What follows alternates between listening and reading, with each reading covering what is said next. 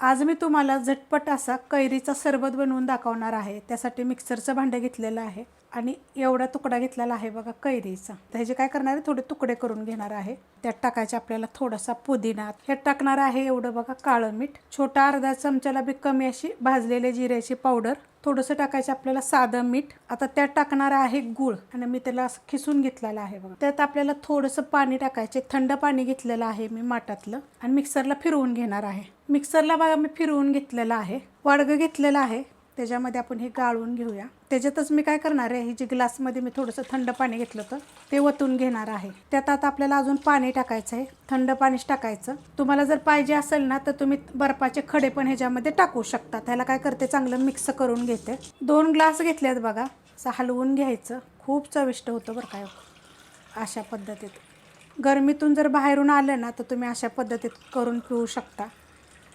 करायचं आणि प्यायचं, ठेवायचं नाही। जसं म्हणजे फ्रीजमध्ये ठेवलं तर 2-3 तास जरी ठेवलं तरी चालेल,